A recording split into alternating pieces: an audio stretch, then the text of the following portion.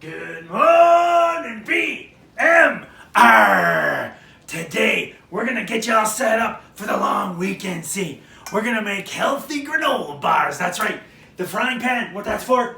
That's to get all the wet ingredients together. Yeah, little bit of honey. You don't want to use sugar. You want to use natural honey. Little bit of molasses.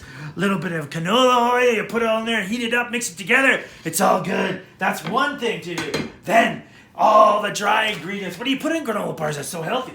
Well, you put Quaker oats, porridge, you put bran, you put pumpkin seeds, you put almonds, walnuts, you put a little bit of old trail mix that you forgot to eat that you just want to put into something, little bit of skim milk, little bit of more almonds here, yeah, that's right. And then finally, for a little bit extra flavor, cinnamon, but not too much cinnamon. So I'm gonna put all this stuff together, then I'll come back to you in a second. Okay, we're back, and you can see I've been working hard. Had to roll up the sleeves, eh? And you notice I tied the hair back because you don't want any long hairs in your granola mix, do you? And notice this, look at this.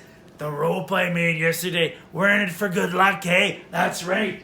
Okay, so I put all the ingredients in here. Look at this. All those dried ingredients, and I mixed them up with the big wooden spoon, right? And so then over here on the stove, I've heated this up. Very careful. Very careful. Make sure your mom and your dad help you with this all the time. Because you know what happens? When you're stirring and stuff, it can splash, you can burn yourself. That's a job for adults. Okay, so then you take this really hot stuff after it's cooled a bit, very slowly, very carefully, and you pour it in with your dry ingredients, see, just like that. And you have a spatula handy so you can scoop out all the good honey, the good molasses, and all the good oil there, all mixed together, boiled up, hey, that's right. And then you put that in the sink so it doesn't get anything dirty. Then you mix it. This will take a while. When it's all mixed up and I'm ready to go, and I've dumped this into these cookie sheets, I'll call you back, all right? And we're back, and you can see what I did here, right? I took that big pot, I mixed it all up, and then I poured them on. It was this high, see? That high, and then another one, and I took this, put it on,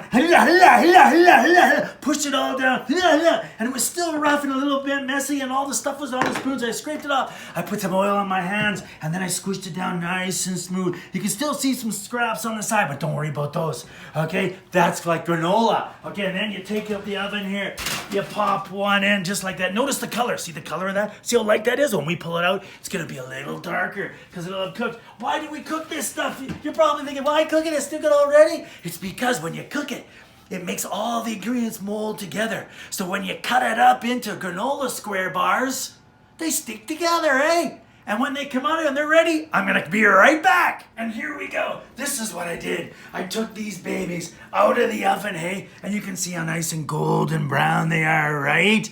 That's right. And I took this great big pizza knife here and I cut them this way. Then I took this smaller knife and I cut them this way. And that was after they cooled, because if you cut them when they're hot, they crumble into a million pieces, right? And then I'll take them out one by one like this. I'll take some saran wrap. I'll wrap them individually and put them in the freezer. Then I can snack on them anytime. And these are awesome. That's right. Be careful with the oven mitts when you take them out of the... Get your parents to help and have a really healthy, awesome, long weekend. BMR!